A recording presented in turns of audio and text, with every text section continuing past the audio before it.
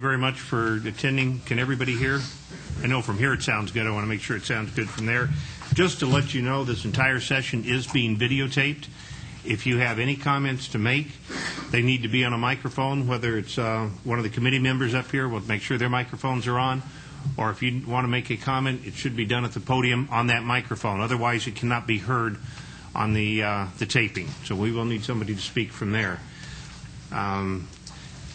This is the second and probably the last meeting of the House Study Committee on Tobacco Tax Evasion. This committee was formed because we realized that there was a tremendous amount of tax evasion going on, particularly in the untaxed cigars and smokeless tobacco. But we decided to look at the entire problem, which includes counterfeiting of cigarettes, etc., because there is considered to be a tremendous amount of lost revenue to the state of Georgia. And certainly it's hurting the industry. The legitimate distributors and retailers are being hurt by the bootleg material. So that's the purpose of this. Today we'll hear from some new technology that will be bringing us up to date with a possible solution to much of this problem. But first I'd like to start off by introducing the committee members and members up here. And I will let everybody start with their own introductions, starting from my far right. If anybody can be on my far right, it would be Representative Parsons. Thank you, Mr. Chairman. I'm State Representative Don Parsons, and I represent a part of East Cobb. Thank you, Mr. Chairman. I'm Roger Williams from Dalton, Georgia. I'm not on the committee by assignment, but the chairman has asked me to be here. I'm chairman of the Regulated Industries Committee, and I'm interested in what goes on today, so I just appreciate being here, Mr. Chairman. Thank you, Mr. Chairman. Thank you, Mr. Chairman. I'm Jeff May, representative of 111, which is Walton County. Thank you very much. And Ward is making sure that we do everything right. Thank you. And Ward Lamb is professional at this and making sure we're correct with this. What I would like to do today is start off with Andy Lord from the American Cancer Society has brought to our attention some new technology that might be of interest to everybody involved in this question. And Andy, if you would start off. We're going to give Mr. Lord and his group approximately a half hour to make their presentation. I believe that will cover it all, and questions and answers, and then comments from the committee members, and then if we have from the audience, and then other comments from the audience. So, thank you, Mr. Chairman, and members of the committee. For the record, let me start by saying I am now formally of the American Cancer Society, and have launched a separate operation, but hope to still be working with them closely on a number of issues. But thank you for the introduction, and Mr. Chairman, thank you for convening this meeting. I know, as you said, at the prior meeting we had, which I attended, we were looking for good answers to a serious problem, and I think we'd probably all agree not coming up with a great conclusion or a great answer. And as I continued to investigate this problem, I came across this company that's here today called Authentex, and I'm now representing them here at the State Capitol this upcoming session. So in the interest of disclosure, not with the Cancer Society anymore, and working in a representative capacity with Authentex. I'm really going to let them do the bulk of talking. I did want to let the committee know that since we've come across this answer, I've met briefly, or in some cases in depth, or at least spoken with every member of this committee. We actually just got back from Greensboro, had a good meeting with Mickey Chanel, who of course could not be here today. I've met with most of the folks I think represented here today from convenience stores and Department of Revenue, et cetera. And we've tried to be really open and candid about what we think is a great solution to the problem that we began talking about earlier this year. We think we've got a great strategy to significantly eliminate tax evasion, smuggling, black market, the whole gamut. And we've got a very cost-effective, efficient way of doing it that's not only going to address revenue problems, but also just even youth possession of tobacco problems we think can be addressed with this, and the whole element of the black market and smuggling. This is really a win-win situation. It's very efficient, very cost-effective. So with that, I'm going to turn it over to Neil Ivey, who's the Director of Federal Business Development for Authentex, and Rob Sater, who's the Vice President of Business Development, and let them walk through this system that we think provides the solution for everything we've been talking about, and then take any questions or feedback that we can. So with that, Neil.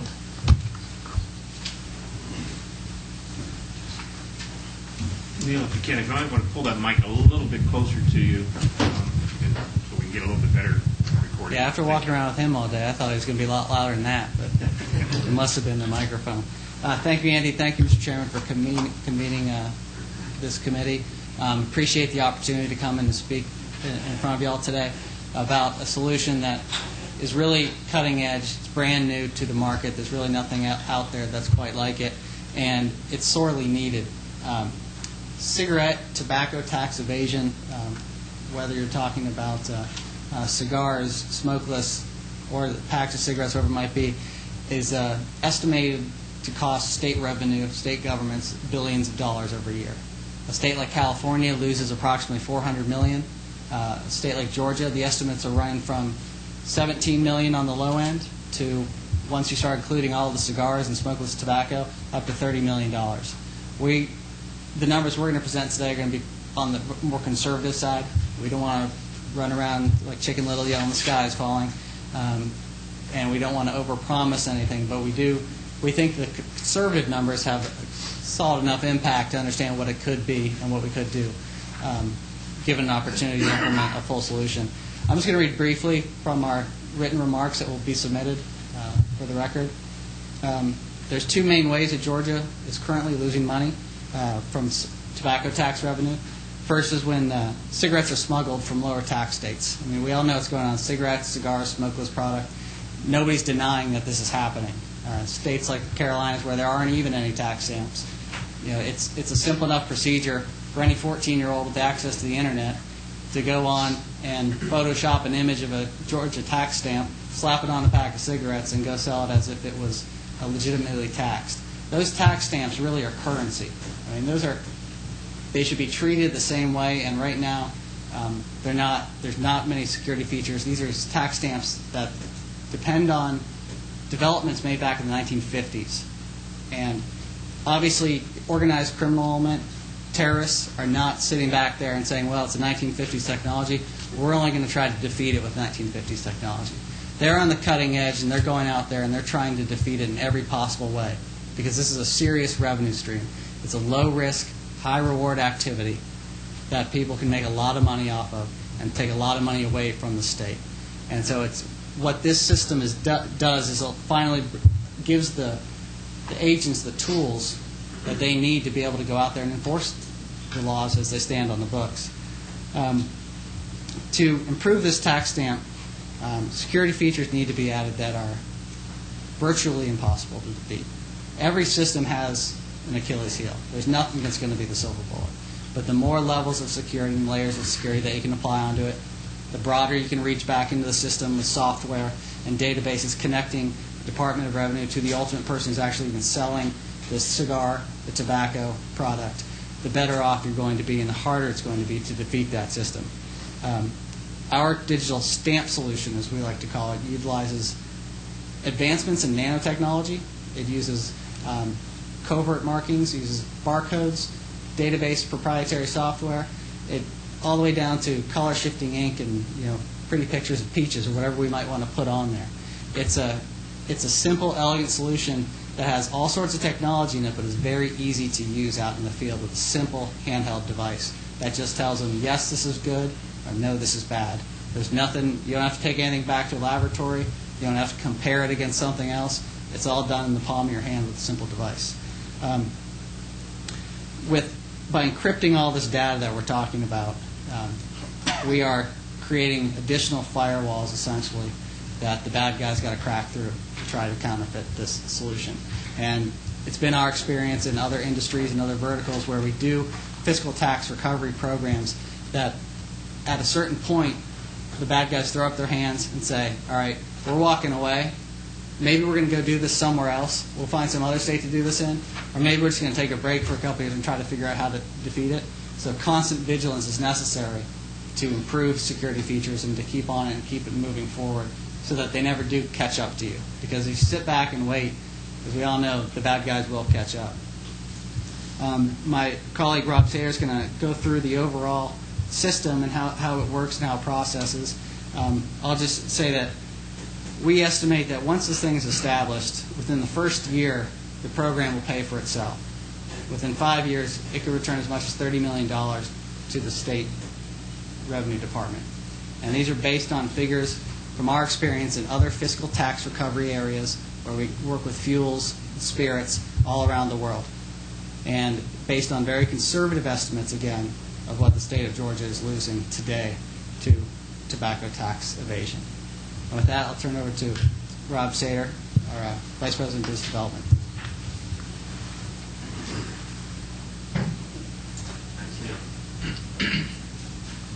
So what I'll do is good morning and thanks for having us, members of the committee and guests.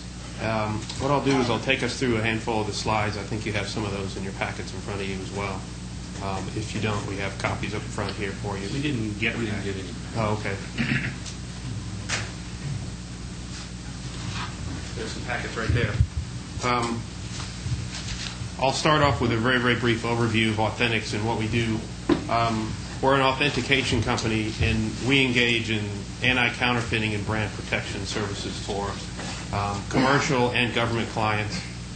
We work with a lot of the top pharmaceutical and oil and gas companies to protect their products from counterfeiting and diversion. And we also work with a number of U.S. and foreign governments to recapture lost excise taxes associated with tobacco and spirits and fuel. We have commercialized a number of nanotechnology, elements of technology, so to speak, that we base all our anti-counterfeiting solutions around. Let's go to the next one real quick, Neil. 3 main offices in the U.S. and 1 in the U.K. I'm just going to skim through these slides quickly. This next slide talks about our 3 different nanoscale markers that we employ in our various anti-counterfeiting and revenue recovery initiatives. For tax stamps, we use our molecular recognition marker, which is the one on the far left, and our quantum photonic marker, which is the one on the far right. So those are markers that are applied, in this case, to the tax stamp, which are extremely difficult, if not impossible, for counterfeiters to compromise in counterfeit, so to speak, that ensure us that that tax stamp is a legitimate tax stamp. There are also some of the same technologies we use to mark currencies, G8 currencies as well, so it's a very robust anti-counterfeiting technology suite. The next slide shows some of the instrumentation that we design and manufacture to look for the presence of our markers, either on products if it's printed on a label or printed on a tax stamp, or in product if it's we have some ingestible markers there as well that are approved for FDA approved for consumption, and also some that are used for fuel markings as well. Moving right along, as Neil said, we have a variety of solutions that we work with different governments to deploy. Fiscal tax recovery is what we're talking about here today, primarily for cigarettes and cigars and OTP.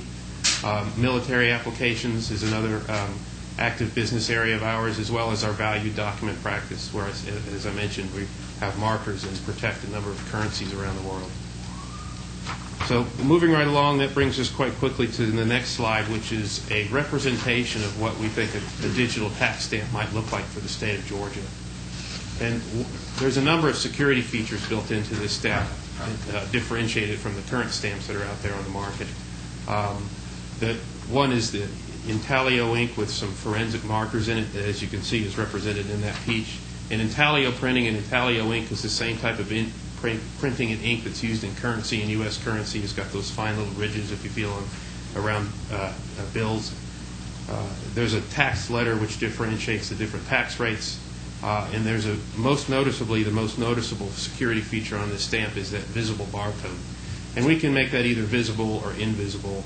In our opinion, visible has its advantages, but there's data that is encrypted in that 2D barcode. And it's essentially, it's analogous to the way FedEx tracks a package. So once that barcode is printed on a tax stamp and applied to a pack of cigarettes or OTP, then we can track where that product goes throughout the supply chain to ensure it's not being diverted through improper channels, but more importantly, B, we can tell at a glance with a quick read of a field device if that tax stamp is genuine or not. And each barcode is unique and created by the stamp applicator machine in a secure environment, in a secure manner, and the data in there is encrypted, so not just anybody in the field can decrypt that barcode and read it. You have to have a scanner that's got a decryption key associated with it. But to sum up, the tax stamp itself, it's actually a pressure-sensitive label that has some a special type of adhesive that's made to adhere to the cellophane that's on a pack of cigarettes, as well as OTP. It also has tear-resistant features in it, so you're not going to be able to pull it right back off. And it leverages a number of different nanoscale markers. I mentioned just one, the forensic feature in the Intaglio ink, such that we can tell that that ink is genuine. There's other features available, too, that we can choose to add, such as a color shift ink, so you can visibly look at it and tell that it's a genuine stamp. So that's an example of what the tax stamp might look like for Georgia and what we would recommend. Let's move on to the next slide. Is actually slide number 9. Where it represents what we consider to be the tax revenue gap. And as Neil mentioned, there are a variety of industry estimates to try to get a handle on how much individual states are losing due to tobacco excise tax evasion. And this is just an example of some numbers that are valid for a handful of states. And as you can see, we're here highlighted at $17 million is what we believe the state is losing due to the lack of technology being applied in the current tax stamping environment. Moving along, looking at slide number 10, not only is it a bad thing that the state is in and of itself losing money, but that money has been proven to go to fund terrorist organizations, Al-Qaeda, Hezbollah. This is an article taken from the Washington Post, and there's countless examples like this that go on and on. Having a look at the next slide, 11, explains a little bit about where we got that $17 million figure. If you take what the state of Georgia collected in 2005 at $250 million in excise taxes and apply an industry estimate of 7.1% as the excise tax loss, that got us our $17 million figure. And we chose that 7.1% carefully in so much as we wanted to be conservative. There's other estimates out there that folks might think that tobacco excise tax losses might be higher in the 20, maybe even 30% of estimates. But being conservative with the 7%, that gives us a $17 million figure that the state's potentially losing every year. And so that loss comes from smuggling and evasion from surrounding states. Georgia is particularly susceptible since there's two neighbor states, North Carolina and South Carolina, that have no tax stamp at all. So what smugglers can do is buy cigarettes legally with no tax stamp at all, counterfeit the existing stamps, and sell them as tax-paid cigarettes in the state of Georgia. So in our opinion, a more robust system of ensuring proper revenue collection is needed. And our tax stamp system is not just the tax stamp itself, but it's also applicator machines that would be used by distributors, as well as field readers that would be used by enforcement agents, and a software package that would be used by distributors to order stamps, as well as DOR representatives to run reports about actual stamp consumption versus order volumes, etc. Anyway, back to the numbers real quick. If we take a look at slide 12, this projected tax recovery, what this slide shows us, there's a lot of data here, but at the end of the day, it tells us that, as Neil mentioned, our solution can pay for itself in the first year. And from then on, as a recurring operating expense, it begins to recover nearly $7 million a year in excess, or nearly $7 million a year per annum for the life of the program, essentially, is what I'm trying to get to. And we've made a few assumptions here that cigarette tax revenue might be decreasing on an order of 1% a year. One could argue if that's too much or too little. But the point is, it's definitely a safe bet that the annual investment will recover revenues quite in excess of its cost on an annual basis going forward.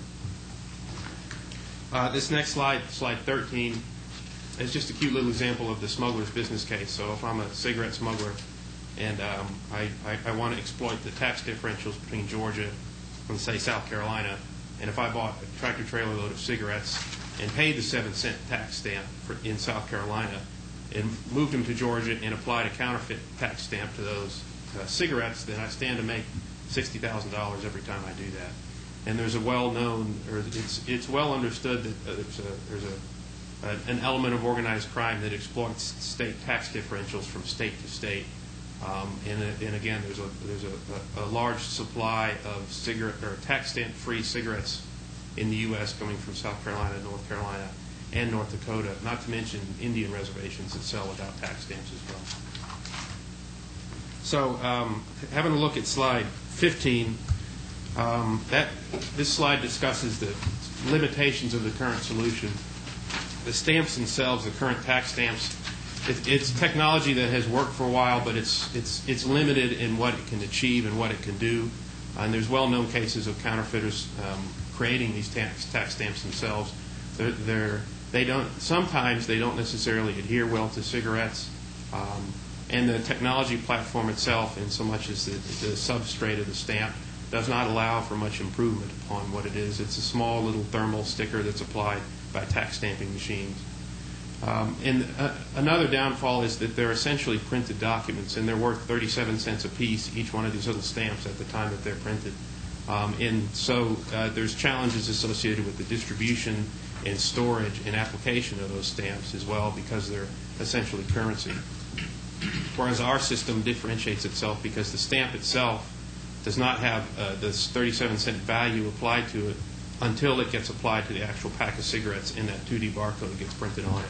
So it's not necessarily done in advance, so it's not necessarily a valued document at that point. Another downfall of the current system is it doesn't necessarily allow very sophisticated tracking. Once a DOR investigator sees a tax stamp in the field, oftentimes it can be hard to read those little numbers on that stamp because they may have flaked off. But also, even if they can read those numbers, it does not give much information about where that stamp has been, i.e. what distributor bought it, when it was applied, how much tax was paid, and where it's been sold, for example.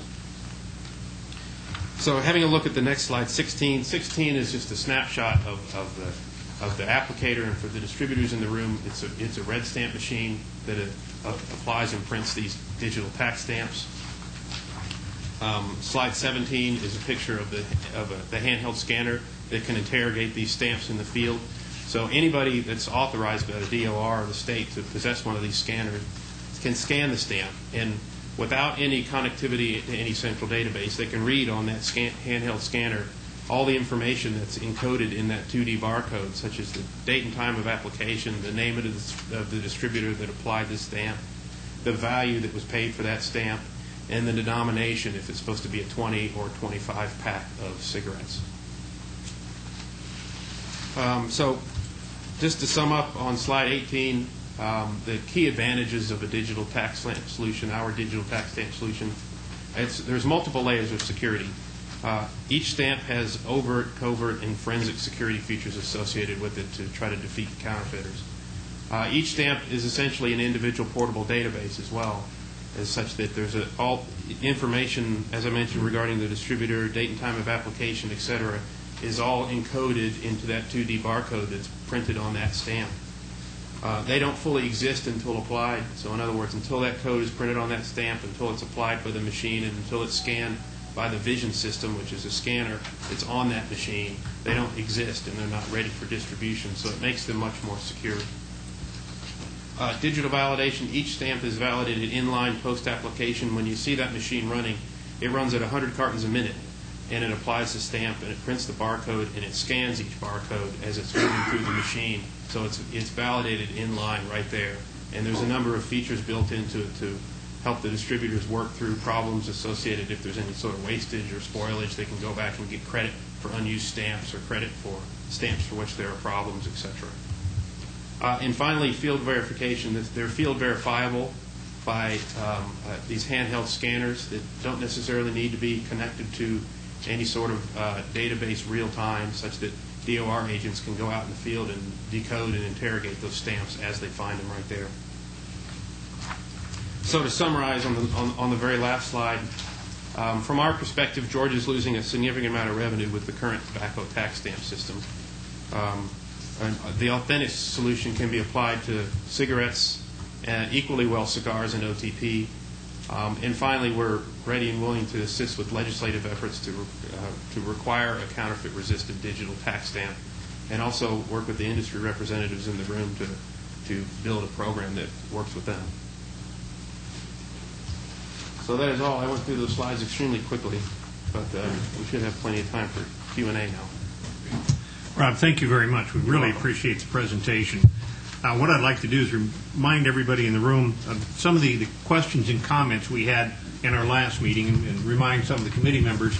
So we'll see how this might apply. But one of the questions from DOR, one of the problems they have is they would need more agents to be involved to be able to enforce anything because of having to hand track this, look at invoices, etc.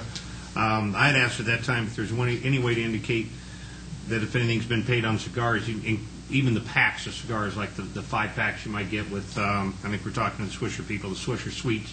They don't do individuals usually. They do the packs. Is where the most of their sales are. The comment made by DOR is now they have to check invoice, but they would like something like a stamp that had more information on it. One of the other answers was, this is from Alfred Sams, that stamps are the only way, but they're very expensive for distributors. The distributors will need some type of help to stamp them that will give them more information.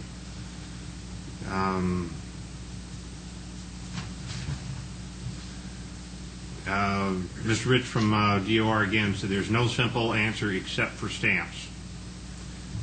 So, and again, Ron Johnson from DOR made the same comment there, and along with perhaps considering a strong penalty for those that do violate, a much stronger penalty, so when the bad apples are caught, it's not a slap on the hand, they really get punished.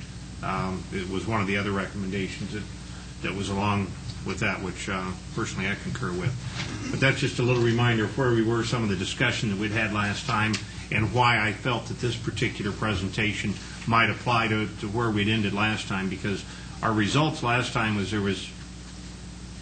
we were not aware of any technology or anything that could solve the problem. The stamping of cigarettes had a lot of problems, as we've talked about, in the tax evasion of it being smuggled in. But then when it got into smaller products, particularly smokeless and cigars, you ran into, again, the high cost of stamping. How would you stamp them with the current technology? It didn't seem to work, and it appears that there potentially are some solutions here. So that's kind of where we sit today, and it looks like this might have some possibilities. So with that, I would open up to questions from the committee. Representative May. Thank you, Mr. Chairman. I actually have several questions. I don't know if you're the appropriate person for me to ask, or if it would be someone from Revenue. I know it's been a while since we talked about this last. And in looking at the presentation, which is a great presentation, I see that Georgia is one of the higher estimated revenue loss states.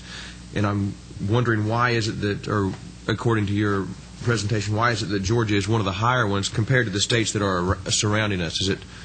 Do they have technology that is superior to what we have, or? Well, no, that's a good question.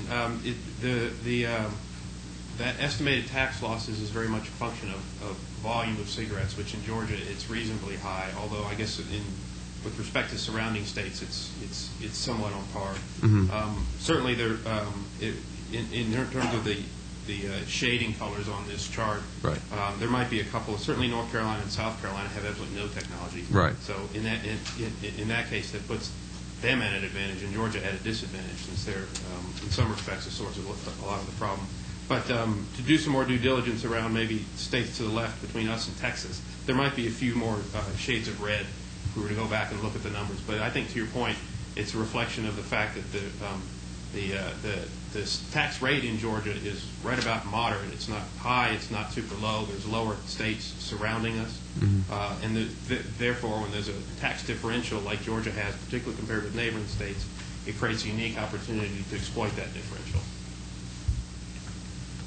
Okay. And if I might add with that, when we did the original committee meeting, one of the other problems, particularly with smokeless, is the fact that there's a tremendous tax differential from Alabama. Mm-hmm. So it's a combination of, they can buy and bring in truckloads of material from our surrounding states because we are at a higher tax rate on many of these products.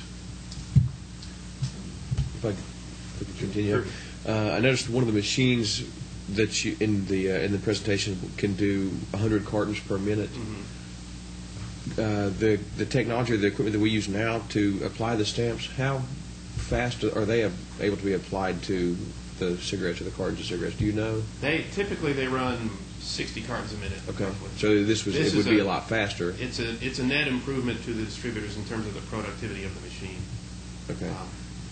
And as well, though, an important point, that machine is made for cigarette cartons in all various shapes and sizes, but it's not made for OTP or smokeless or cigars Right. or anything like that. But one of the good things about our solution is that they're pressure-sensitive labels, so they're easy to hand apply, rather than the current thermal labels, which you'd have to melt on to anything that you're doing by hand. And okay, well, because also in the presentation it suggested that the problem with the current system is the stamps are easily counterfeitable or stolen. I don't know why it would be easier to steal these compared to the ones that you have. What do you have? No, that's a good point. In the current system, all the stamps are centrally printed in a facility that is in Illinois, and then they're shipped out to various states. Okay. And I'm not completely familiar with how it happens in DOR in Georgia, but oftentimes in states they employ a local bank, or the DOR might do it themselves in terms of to distribute those stamps because they're so valuable, and they come in rolls of 10,000, 30,000, and so there's a lot of money literally walking around at any given point in time. Versus our stamps, the actual substrate itself, which has some of the security features, everything absent that barcode will still be centrally distributed like that, but the barcode itself, which is a representation of the actual tax paid, does not get printed on until literally point of need. So the distributor does not have to pay for 30,000 stamps times 37 cents and let them sit there until he uses them.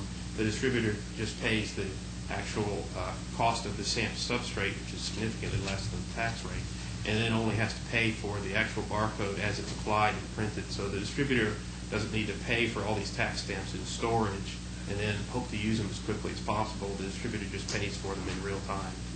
But anyway, all that is to say that the tax stamps, our tax stamps, as they are stored and shipped, are not worth 37 cents a piece because there's no barcode on them at that point. Mr. Chairman, if I might have one more please. follow-up question. In the what you're offering us in this presentation, how many machines are involved, and how many points around the state would they be able to be applied? That's something we need to get a little bit more data from Department of Revenue to figure that out. In most states, and Georgia's no exception, there will be higher volume distributors that will use a machine like I represented here, for example, and then most states have lower volume distributors that might do things by hand. And so the combination of those two and needing to find out how many are in both buckets, so to speak, make it hard to estimate. There's other states. I would guess that there might be 40 or so of those in place in Georgia, 40, maybe 50, but I stand to be easily corrected by the folks that are in Nevada. In what we're looking at here, how many would your system would you be supplying us with in this? What we need to do in order to figure out how many machines are needed, we need to know approximate number of volumes by distributor, and then we can essentially do the math. There's a number of distributors in this state that already use red stamp machines, and so they're familiar with the fact that it's more productive than other machines that are out there on the market. And oftentimes distributors have been able to take, say, 3 or 4 old machines and replace them with 1 or 2 new machines because of the productivity in improvements in terms of throughput at 100 cartons a minute versus the old 60-ish or so. So it's hard to put a number on how many machines that we would need at the moment. We need to do a little bit more data on it. Okay. So the cost estimate is just based on the volume of packs that The we're cost currently... estimate in this presentation is just based on the recurring stamp volume for the state. But the machine cost we'd have to get to. It wouldn't take us long to get to, but we need to get to. Thank you. Thank you very much. Chairman Rogers. Excuse me. Chairman Parsons, excuse me. Yeah, I wanted to ask, and you, if you know, or I want to find out, try to find out, how these tobacco products that, for example, get the counterfeit tags, what do you call them? Tax stamps? Stamps. Get the ones on. How are they distributed? And if that's discovered, what kind of penalties are in place? And you may not know that here in Georgia, but I'm just curious how. Apparently, I mean, obviously it's a big problem. I'm just trying to figure out why it could continue to be a problem. If it's, if Well, How are they distributed, and who's buying them, and when that's discovered at that particular place, or they closed? What kind of penalties do they have to incur? I think to answer part of the question in terms of the who's buying them, it tends to be more a function of individual convenience stores, not necessarily the big chains, but more the mom and pop operations that turn around and sell them either to kind of friends and family, people that they know, or they might keep them under the counter for somebody that asks the right questions, so to speak.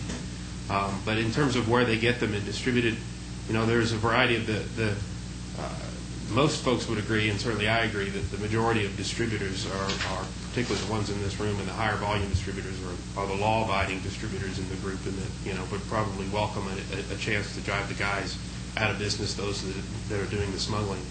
But there certainly is an element of organized smuggling, organized crime, and occasionally when those folks get busted, it shows up in the newspaper. There was one that happened about 6 weeks ago in New York State, where there's an organized smuggling ring. But with respect to here in Georgia, in our experience shows that it tends to be the smaller convenience stores that might be doing it in the back rooms, or maybe bars and nightclubs, where it's there's a certain volume of folks that come in just at night, and it's easy to just pass on stamped cigarettes because it's dark and it's hard to tell, et cetera, et cetera. Yep. Just one thing to add to that question. A lot of times the convenience stores or the nightclubs, the bar owners, don't have to be complicit in the crime. Counterfeit stamps can be made that are so good that they can believe it. I mean, we know we've come across in talking to some various states, New York revenue officials, et cetera, that they can't tell the difference between a real one and a fake one because they're that good. In fact, the fake one usually looks a little bit better, a little bit sharper, a little cleaner, and the color is a little brighter.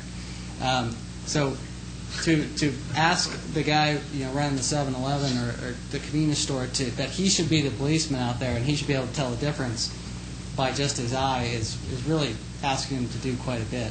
And if they come in with a truckload of them, he's just going to assume, and he may get charged the full amount. He's not actually even saving a penny a pack like some of them might be if they're complicit in the crime. He's just actually buying the cigarettes thinking they're from a trusted distributor or someone that he knows, but they're just substituting one truck in every couple of months, and he doesn't know the difference. Okay, fine. So maybe follow up, still just trying to understand how this works. I mean, are there a lot of distributors in the state? I guess there must be. I mean, I would be thinking, like in Metro Atlanta, there would be only a limited number of distributors, and you would know. I mean, a tractor trailer pulls up, you'd surely know if this is a distributor that you normally buy the products from. You see where I'm going? I mean, it just seems like what you're saying is this tractor trailer pulls up, and the store owner goes out and says, okay, I'll buy so many cartons of cigarettes. I mean, don't they normally, I don't know, I'm just saying, don't they normally deal with certain distributors, or how does it work? I think they normally do, but oftentimes, as Neil said, it's easy to get kind of caught. And as the retailer, most of the time the retailer is obligated, as part of their having a license to sell tobacco, they're typically obligated to at least verify that there's a stamp on there, verify the authenticity of the stamp, which is putting them in a unique position because they really can't buy it just looking at it visually, inspecting it. It's hard to know. But in terms of the other part of your question, in terms of the number of distributors that service Georgia, there's a lot of distributors in surrounding states that also service Georgia as well. So any grocery store, or some of the big grocery stores do their own stamping, for example. But some of the big grocery store chains like Food Line. But some of the smaller independents and the gas stations, et cetera, they can be serviced by distributors, anywhere that drive to Georgia and bring them cigarettes and groceries and all the other things that you see in a typical gas station convenience store. And clearly, the majority of this problem, if we're saying there's $1 billion being lost, the majority of it is through complicit activity by a retail outlet. There are some people that will get fooled on the side every once in a while, but in the case of there was a case where North Carolina has no tax stamp. They were trucking them up to Michigan, where there was an entire network set up of convenience store owners waiting to take those, and nightclub owners and bars waiting to purchase these cigarettes and tobacco products that they knew were illegal. And so they just set up that whole chain. I mean, that's the base for any organized crime organization. And now we're finding Hezbollah, Hamas, and in this article even references Al-Qaeda, is taking these because in a lot of the states the penalties aren't that severe. It's a lot of times can be a slap on the wrist, unless the feds get involved, and then it becomes a federal trafficking crime. Okay. Thank you. Thank you. Representative May was on first, and then Chairman Rogers. Question on the security part. Where do the stamps actually get affixed to the pack? They get affixed to the pack by the actual stamp applicator machine itself. No, I mean, who does it? Does it come from the manufacturer? You said a while ago that some retailers actually put the stamps on? Well, take a kind of medium or high volume distributor like a McLean's, for example. They would use a machine like this, just like they do today. Right now they have stamp applicator machines in place that apply the old current thermal stamps. And they just literally take the cartons of cigarettes and load them into this machine, and it brings it through, it opens the carton, it applies the current thermal stamps, and then it moves them on. So, people have to operate the machines per se, but they don't necessarily have to apply them in a high volume operation because a machine does it. Now, in a low volume operation, both with the current thermal stamps and our digital stamp, they can be done by hand. So if you're a smaller volume distributor and you still feel like you can make money by buying cigarettes in bulk and hand applying stamps, then you can do it in most states, and Georgia's no exception to that. So in that case, they get applied by hand, and you have to iron them on because they're thermal. The current tax wax ones are, or the current thermal stamps have to be applied with heat. Now in ours, you can just literally pick them off and apply them like the price tag. So the end use of these stamps is stopped at the distributor level. Nobody below the distributor level would have access to these stamps. No, that's correct. Okay. And that's an important point, is in this order cycle that I talked about, the online ordering mechanism, DOR in Georgia would get to approve or deny stamp orders, as distributors would go online to place orders for stamps, and then DOR would get a chance to say, yes, you can buy them, no, you can't buy them. So the distribution of the stamps, the stamp substrate, in other words, the stamps without that barcode, is controlled via DOR having a yay or nay approval authority into who buys the stamps. And then wherever those machines sit that apply the stamps, we electronically talk to all those machines so we know where they are and we know how many codes they have on them, etc. So there's a two-part section to this thing. In other words, if someone stole a roll of those things, it takes two operations, one for the stamp, one for the barcode? That's correct. So even if he stole them, it wouldn't be any good. That's right. You'd see stamps on the street without barcodes on them, and even the average retailer could look at that and say, wait a minute, I know this isn't a valid stamp because the DOR has told me to look for a barcode. If a retailer or somebody tried to fake the barcode, then in a very quick scan by any DOR official would reveal instantly that that's a barcode that was never in the original computer, and so it's a fake barcode. So it's a fake stamp. Thank you very much, Chairman. Representative May. Thank you, Mr. Chairman. In looking at your projections for the tax revenue that we can recover, and I know you said there's no silver bullet to collect all of the lost revenues. You're projecting that we can recover $7 million per year, which would still leave a loss of an estimated $10 million plus per year. Right. Where if you know that we're going to lose that money, where do you see us losing that money? And I mean, obviously, I guess this specific technology does not address that, but there are obviously other ways that we're still losing. How would we still lose the revenue based on your technology? A big chunk of that remaining loss that this will not directly help is internet sales. So folks can right now go online on the internet and buy tax-free cigarettes and have them shipped to them. So that's still legal, quote unquote, although DOR has the right to turn around and invoice customers in the state of Georgia for receipt of those if they can get a particular internet seller to cooperate and provide them with addresses, et cetera, although that's a challenging task. But in and of itself, from our experience in authentication and fighting fraud, even the announcement of a more public program like this tends to scare off a lot of the folks that might do it online and kind of really don't understand that it's illegal, et cetera. So we might be able to impact that indirectly, but directly we won't be able to impact that. Okay, a convenience store owner could just go online and order his cigarettes directly and have them shipped to his store. Now, we could directly impact that because any convenience store owner who could right now buy them tax-free from a variety of sources would not be able to fake our tax stamp and put them on his cigarettes and sell them at his store. So actually the internet sales that I was talking about that we don't necessarily impact are those to individuals, just going to the house, et cetera. But if somebody's doing it en masse for their 2 or 3 convenience stores, we could definitely impact that. Okay, thank you. Okay, thank you very much. Is there anyone else in the committee with any questions at this time? Okay, thank you very much for your presentation. We'll have some comments from other people in the audience that have signed up to talk, great. and then we'll go back and see if we have any open Q&A after that. Okay, great. Okay, thank you very much, Robin and Neil. Thank you. Okay. Mr. Jim Tudor of the Association of Convenience Stores has signed up next. Mr. Tudor.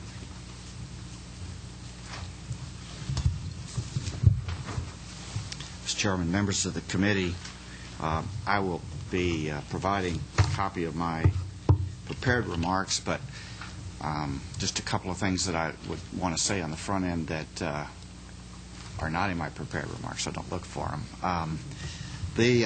Thank you.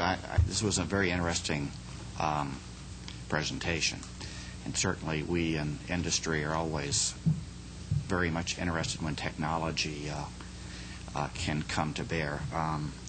There are obviously a lot of unanswered questions, and I was listening to the chatter amongst the wholesalers, so I think the commitment by the presenters to reach out to make sure, because you have all the interrogatives of who's going to pay for this. Typically, a machine such as you saw runs upwards of $100,000, and right now that would just be paid for by the good guys, because obviously the bad guys aren't going to be buying equipment. I'm going to limit my remarks, though, to because I think a lot of this has to do with cigarettes, which we haven't covered previously.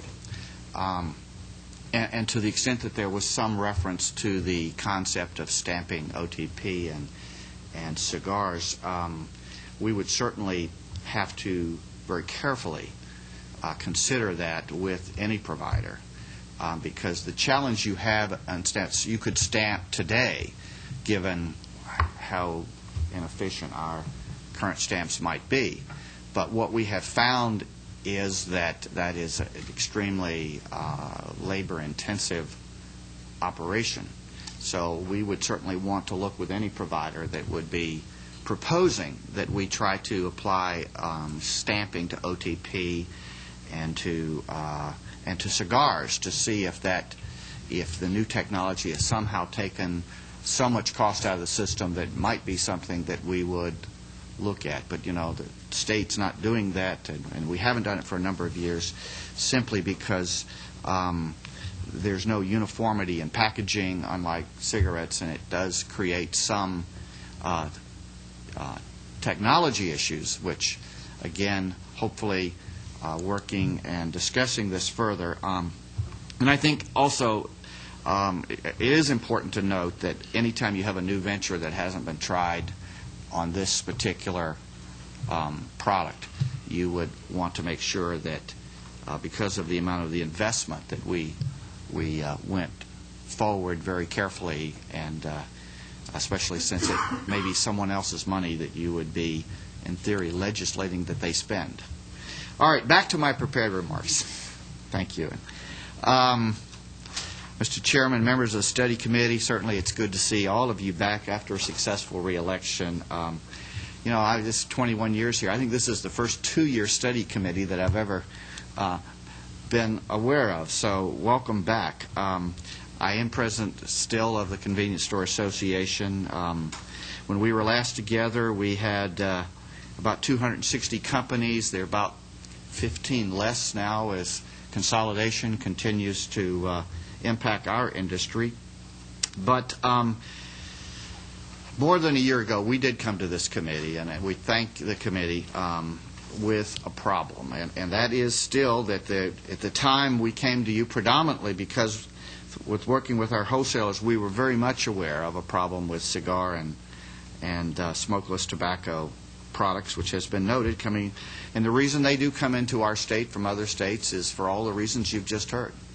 Taxes are lower, and they're very difficult because of packaging to find a methodology outside of stamping, which is very, very expensive to track them. We recognized apparently, and the reference was made to organized crime. I just don't, I guess, socialize in the right families. We were probably not as aware that there was already a structure in place to bring product into Georgia. But when we increased the taxes back in 2003, we just basically made the bad guys richer because we created more incentives for bad behavior. We came to you over a year ago, I think it was on September 8th, and told you that we feel like we are the good guys. We're not the convenience store guys that are, we buy from legitimate wholesalers who are affixing legitimate stamps, and we buy cigars and OTP from legitimate wholesalers. But we do have to compete in that marketplace. And so when you look at some of our suggestions, you'll keep the idea that we are suggesting some things that we may not have seen me here 5 years ago suggesting. I think we also told you that we certainly support the enforcement efforts of the Georgia Department of Revenue. But I think we all agreed, at least we suggested to you, that they had and continue to have very limited resources, more of like a finger in the dike. And that, as has been noted, at least in this area, this is a business, and for those people that are caught, the penalties apparently aren't severe enough to discourage, because basically you can pay a fine and maybe they'll seize your product, and then it's not long before you show up basically still in the same business. It's just getting caught at the cost of doing business. However, there have been some changes. Many of you remember that last year the Georgia General Assembly did move to toughen penalties for retailers who knowingly and willingly underreported sales taxes. We passed, or you passed, House Bill 1506, a copy which will be in my remarks to you. And House Bill 1506 was introduced by Representative Penny Houston after they were actually, and I like to refer to them as rogue retailers, and they were avoiding the sales taxes on tobacco products by ringing them up as lottery. Lottery, as you know, is not taxed. And it just so happened that they made the mistake of selling cartons of cigarettes to Representative Houston, who does smoke, and she happened to notice it on her sales receipt, or they'd probably still be doing it now.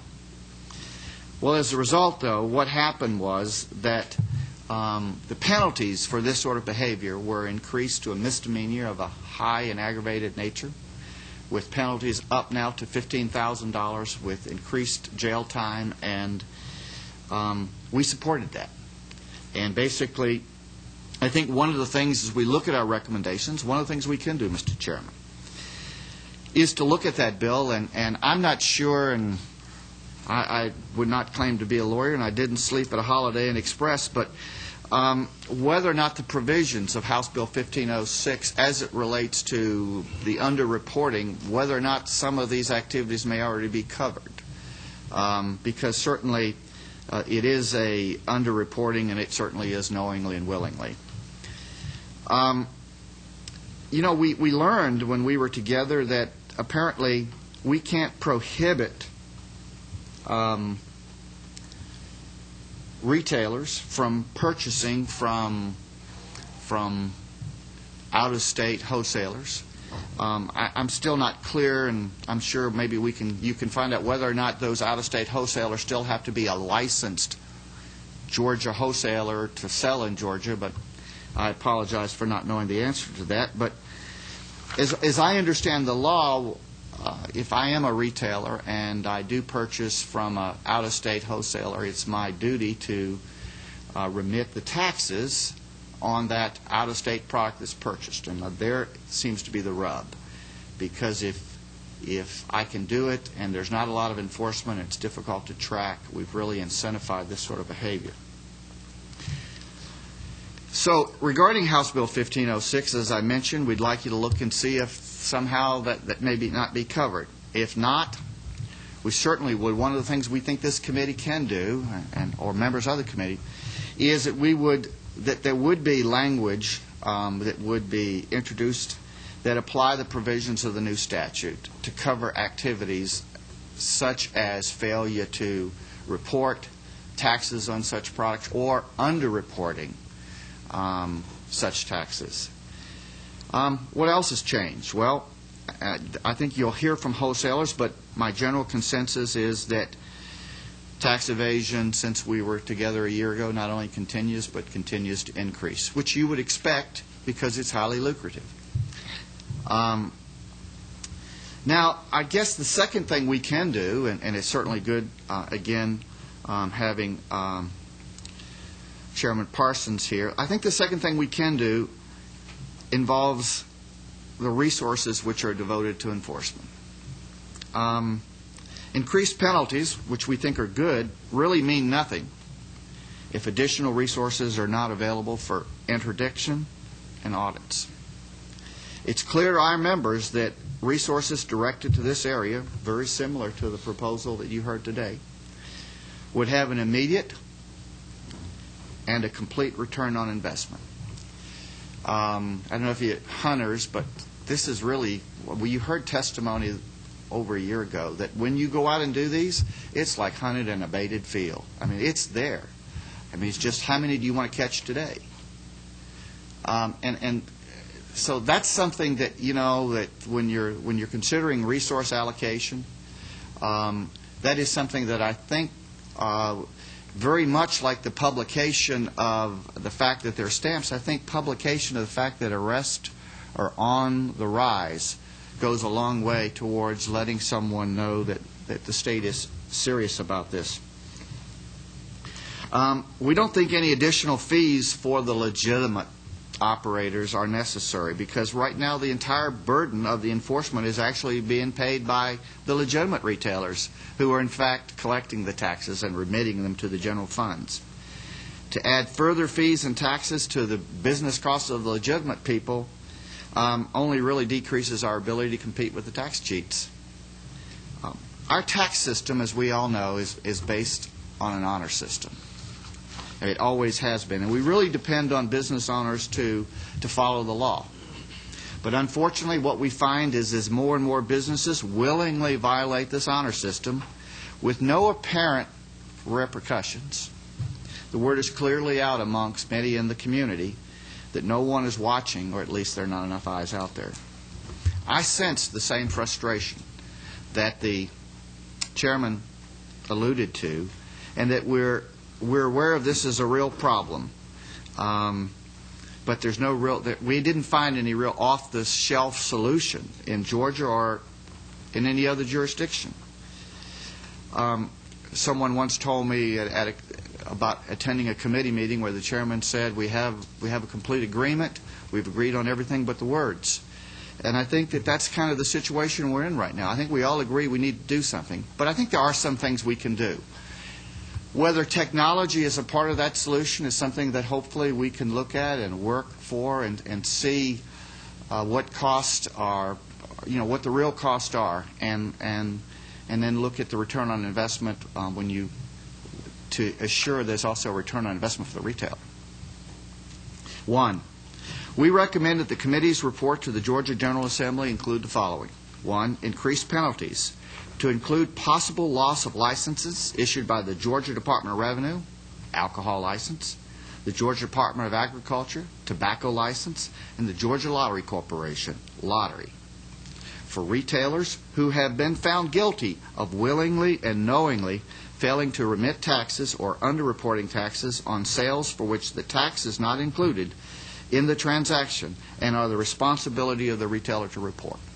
I think most people will tell you that that's where a lot of it is occurring, in the fact that, you know, if you're buying from a legitimate wholesaler, you don't have a tax problem. The tax is being collected and reported. 2, recommend that the legislature appropriate and that the Georgia Department of Revenue apply additional resources specifically dedicated to tax enforcement related to tobacco. 3, despite the fact that you've been here 2 years, at the end of the year, your committee has to go away. So therefore, we do recommend that the Georgia Department of Revenue establish a tax evasion stakeholder advisory group consisting of representatives from the wholesale and retail sector with the goal of seeking joint marketplace solutions. We have met informally with the Department of Revenue beginning from a period that precedes the 2-year study period. We believe there's additional work to do, and we believe that we should formalize the process that would bring us together. Because as we know, there may not end up being a solution that will come out of this report. So the fight goes on, and we'd like to formalize that process. Again, thank you and members of the committee for your time.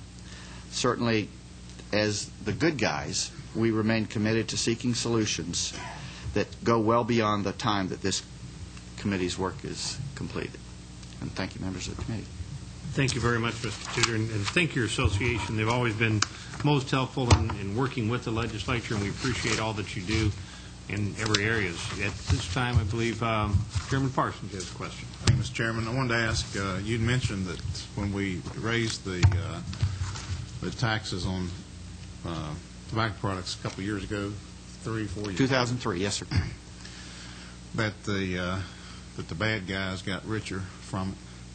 And as I recall, I think two of the arguments for raising that was, number one, we needed the revenue because I think that was the primary one, yes, sir. Well, then there's also the argument that if you tax it higher, then there's less access to on a product that causes illnesses and things. That was also an argument.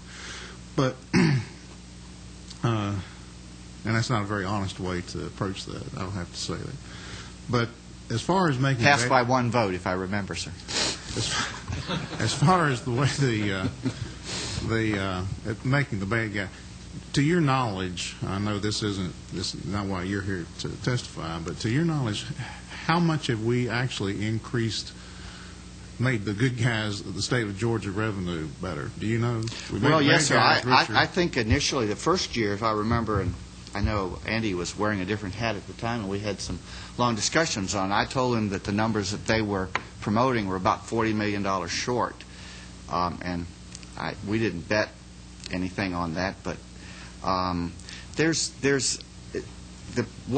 rest of the argument that went on during that time was that if we raised it, the rest of the states around us would raise it, and that still hadn't happened. Okay. North Carolina, I think, is going to have an increase, but South Carolina on our border remains the lowest. I think as long as we are continued to be surrounded by states where there are lower tax alternatives, we'll probably never raise as much money as you might. But there's no question that revenue ended up, the last time I checked, I think in the first year, an increased revenue about $160 million. So, which was less than was promised, but more than we began. So, and certainly at South Carolina, if you track theirs has gone up significantly also, and they haven't raised their tax. Mm-hmm. Okay, well, I appreciate that. I mean, you can understand, or I can understand on products like alcohol and tobacco, and I don't advocate anybody being a crook or anything, but I can understand why, if you can get by without paying the tax on it, you might do it. I'm sorry? I can understand on products like that, if you can get by without paying the tax on it and not being penalized fairly severely, a person might want to do that, not pay the taxes, if they can get by without doing it. So that's why I was wanting to know if by increasing those taxes a few years ago, if we really, to your knowledge, if we'd really helped ourselves out. Well, we brought in net new money. There's no question the Revenue Department has number that. I think, as I testified over a year ago, I think one of the unintended consequences, though, is that the people that still were legitimate retailers were penalized in the fact that they're continuing to do it the right way. And we have to just figure out a way working together to accomplish both, which is to assure that the revenue you thought you were going to get is not staying in other states with lower tax rates, or just frankly isn't being paid. Thank you. Thank you very much. Chairman Williams. Jim. Oh, I'm sorry. Do you have any figures or experienced factors and the number of folks in your association that may have been guilty of selling counterfeit cigarettes that are not legitimately there? I am not aware of. Now, understand that if you understand the nature of my association, the majority of my members are what you would call chain retailers, as opposed to mom and pop or other retailers.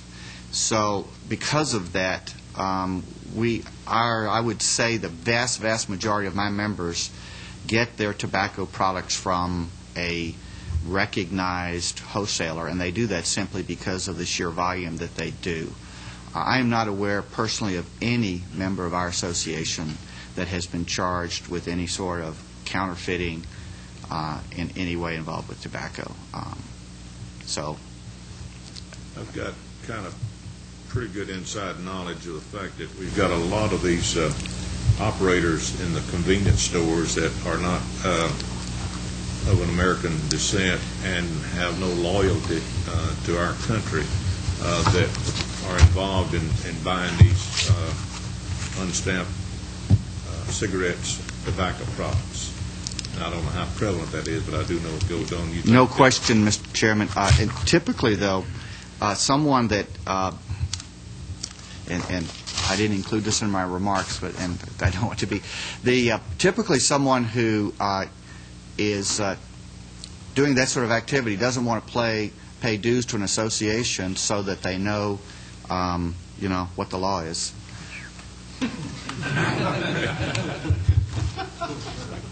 Thank you very much, Mr. Tudor. And we appreciate your handout and, again, all the work that you've done for the committee and for the industry itself. The next person we had that had requested to talk was Mr. Don Barnett of the Market Grocery Company. Don? Right here. My name is Don Barnett. I own Market Grocery Company. I'm a small wholesale distributor in Forest Park, just about 10 miles south of here. I also own Modern Grocery Company in Macon, Georgia. And we sell to a lot of the people who are causing some of these problems. We're a legitimate wholesaler and certainly try to do what is right. I have my remarks here. I'll skip over a few things, and I'll certainly give a copy to them when I'm through. One of the questions I had from the company that gave the presentation, they basically focused in on cigarettes. The problem that we've seen at Market Grocery Company and the wholesale distributor business is from cigars and chewing tobacco and smokeless product, because this product is coming in from out of state with no tax being paid on it and no way for the Department of Revenue to identify whether the product has been, the tax on the product has been paid or not. And I guess my question is to the people who made the first presentation: how would you go about identifying or stamping cigars, rolls, smokeless tobacco, and chewing tobacco, and that type of thing? I mean, it's not a uniform pack like a cigarette. A cigarette's easy to stamp. They're all the same. There's 10 packs or 10 packs of cigarettes with 20 cigarettes to a pack that run through a machine, and there's no difference in the size of Marlboros or Chesterfields or Winstons. Whereas with cigars, every box is basically a different size, and some of them are packed 50 loose, and they're 5 packs and that type of thing. How would you go about identifying that product? That is the problem. There is no way to identify for the product. If we feel like a wholesaler that we compete with is bringing in illegitimate product, which has happened to us, if you'll look at my last testimony in the statement today, our cigar sales have stayed flat over the last few years as we've seen increases, and our tobacco sales are off over 40%, and our overall business has been up. So it's not an industry standard problem. It's a atypical problem to the distributor like me and some of the other ones who are here today. So we don't really know what the solution is. As the laws are written today, I don't see how they can be enforced, and I think you're asking the Department of Revenue to do something that can't be accomplished. I think stamping the product would be an expensive, tedious, painful process, but, and believe me, being in this business and it costing us thousands of dollars a year in revenue and income, I have thought many, many hours about what is a solution or what's an easy way to come up here and say, oh, here's the silver bullet, here's the easy solution to the problem that's come about over the last 2.5 years. So I'll let this gentleman answer the question, and then I'll tell you a few more of my other thoughts, and I'll sit down and be quiet. If we might, I think we'll hold that question in abeyance and continue your remarks, and then we'll come up and catch that afterwards, Okay. rather than go back and forth. If this Okay, might be I'm easier. sorry. Excuse me. That's right. I think that just might be an easier process. And then the only thing is, as one of the representatives said earlier, this is really not a health issue but a revenue issue. And the Department of Revenue basically did this to raise money for the state of Georgia, not the Department of Revenue, but the House of Representatives. My only recommendation is we're going to have to basically give up on cigars and chewing tobacco and snuff, and maybe increase the tax on cigarettes, which is a controllable tax, a controllable item. I know that seems like a simplistic answer, but we cannot control chewing tobacco, snuff, and cigars. Any small retailer can get in his car and drive 2 hours to a neighboring state and buy product from a wholesaler there and bring it back, and there is nothing that can be done to stop that, other than following him along, I guess, and catching him with the trunk of his car or something. But as we all know, that's not a practical solution. There's no solution, and there's also no way, because distributors don't communicate with the state of Georgia what's sold to other distributors in the state.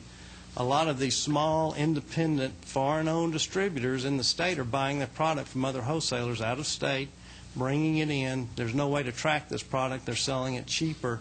And now that the tax is 23% on cigars, they can sell it basically for what we pay for it, make a 23% profit, and we've lost our sales, and that's what's happened to us. So with that, I'll sit down and let someone else have the floor. Here's my statements. Does he want this right here? Don, thank you very much, and that's some very good points that you have made. We have one other person that has signed up to talk. If there's anybody else that would like to speak, please come up and let Ward know. But Don Shepard has, from the U.S. Tobacco, has requested to talk. So, Don, if you could make your presentation. Then we will come back to that other question a little bit later. Don? Mr. Chairman, members of the committee, my name is Robert Shepard. I'm a partner in a national consulting firm specializing in tobacco, regulatory, and taxing issues. My partner and I have approximately 55 years' worth of experience in government, and particularly in tobacco issues. Myself personally, I worked for New York State for a total of 25 years. I was a police officer for 7 years, a prosecutor in New York City for 7 years, and for 11 years I worked at the New York State Tax Department. I was the Deputy Commissioner for Enforcement. Enforcing and regulating tobacco was a huge part of my responsibility. My partner was my counterpart at the California Board of Equalization. So between the two of us, we have a lot of knowledge across the country of tobacco issues. I'm here to speak specifically regarding smokeless tobacco, but I want to preface my remarks by letting you know that my partner and myself, while we were still in office, investigated high-tech cigarette tax stamping issues from a national perspective, both some of which you heard today as well as some other issues. So we were familiar with it. Not a little bit up to date because we've been out of government for a little while and not privy to all of the secrets. But I will tell you that right now, California is the only state that uses a high-tech cigarette tax stamp, and it's specifically only to cigarettes. They do not stamp anything else. They looked at stamping other products and decided not to. So their stamp is only with cigarettes. It is not the vendor that you heard today. They chose a different one, but it's a similar type of issue, but they went with a different vendor. But that's the only state right now that has a high-tech system. Everybody else has the water-applied decal or the heat-applied decal, similar to what Georgia has. The smokeless tobacco market, though, is completely different from cigarettes. Cigarettes, from the very get-go, have been made to stamp. I think they've been marked in one form or another in various states since about at least 1940.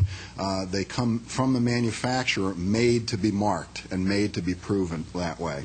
The smokeless tobacco market is completely different. They are manufactured different. They are packed different in cases. When you, just for an example, the case has got 4 flaps on it and it's sealed. A full case of cigarettes is made to be cut in half, so you have 2 half cases, and that becomes the delivery vehicle. 30 cartons fit tightly in there so they don't spill out. With the case of smokeless tobacco, there are 90 cans packed in a case that has 4 flaps on it. Once you rip open those 4 flaps, the integrity of that delivery vehicle is completely compromised. And that's just the shipping case. The rolls that they come with, moist smokeless tobacco is not individually wrapped in cellophane that cigarettes are. They're wrapped in sleeves of either 5 or 10 that's shrunk wrapped plastic. That has a lot to do with the freshness issue. Freshness is a huge concern in the smokeless tobacco market. Copenhagen, for example, Copenhagen users will look at the freshness date on the bottom, and if it's beyond a certain number of days, depending on where they are, they won't purchase it. The smokeless tobacco market also takes back unfresh product. That's different. Cigarettes don't do that anymore. The cigarette companies do not do that anymore. So there are an awful lot of reasons why the smokeless tobacco market is not stamped. And before you seriously consider bringing a huge hurt to an entire industry, take a look at if there aren't some more cost-effective and less evasive avenues to the problem.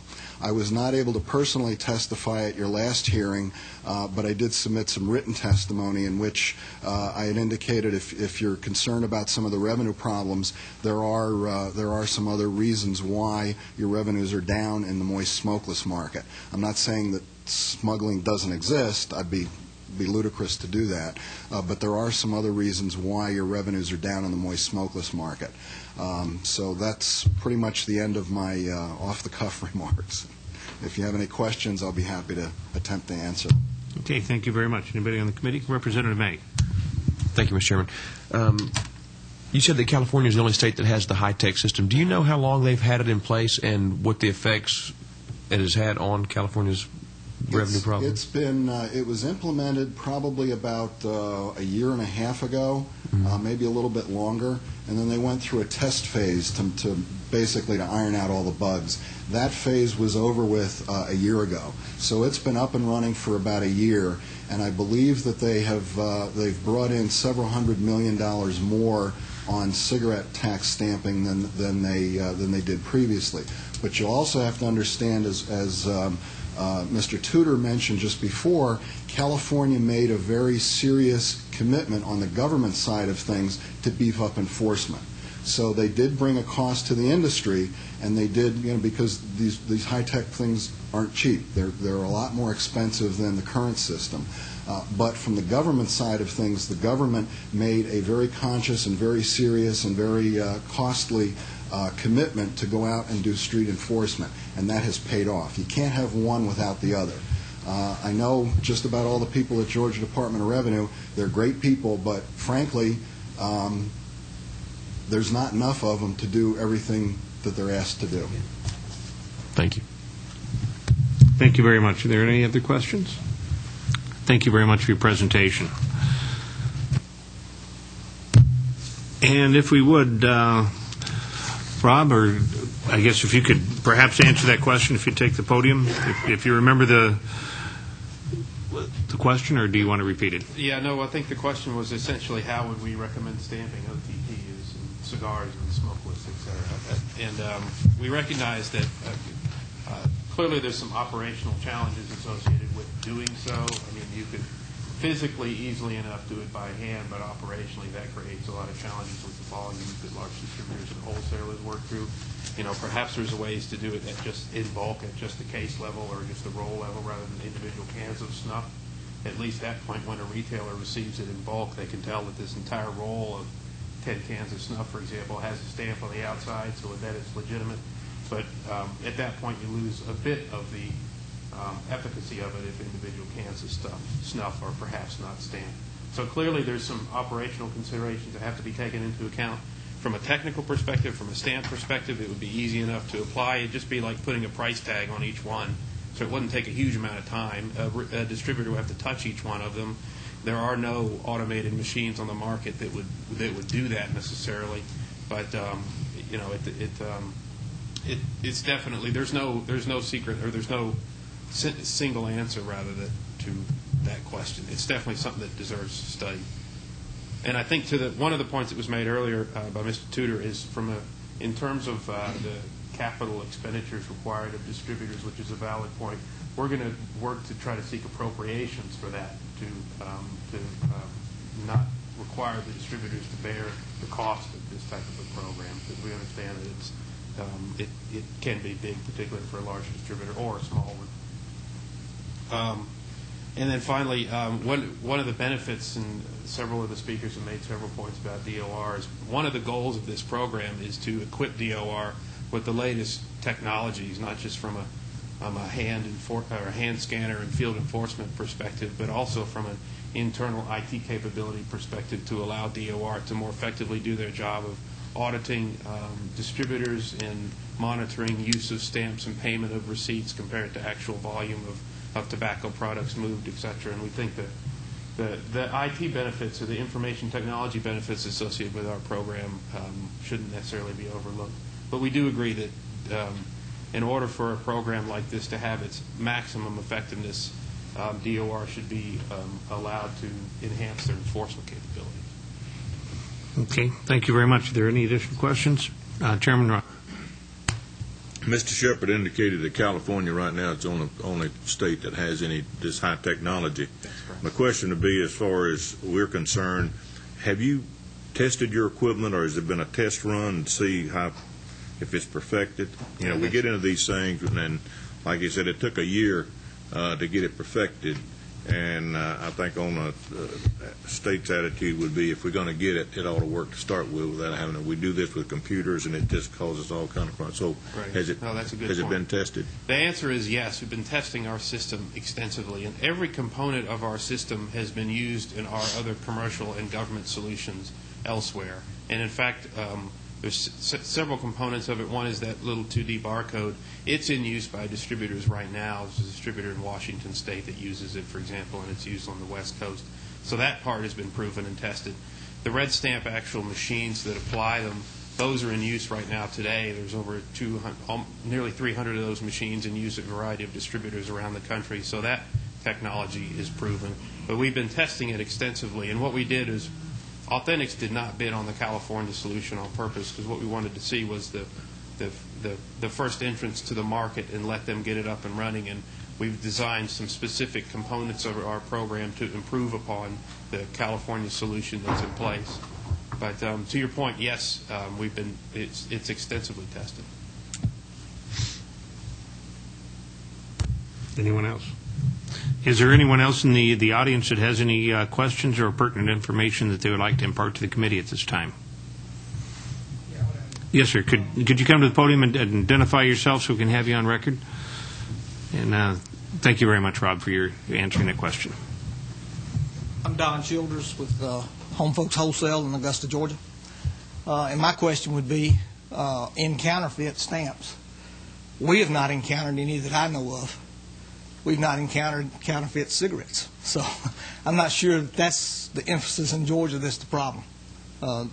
Someone from the Department of Revenue may be able to answer that question better than I can, but I haven't seen any, and some of the wholesalers I've talked to haven't seen any. Okay, thank you very much, Mr. Childers. And I do think we definitely have two different problems here.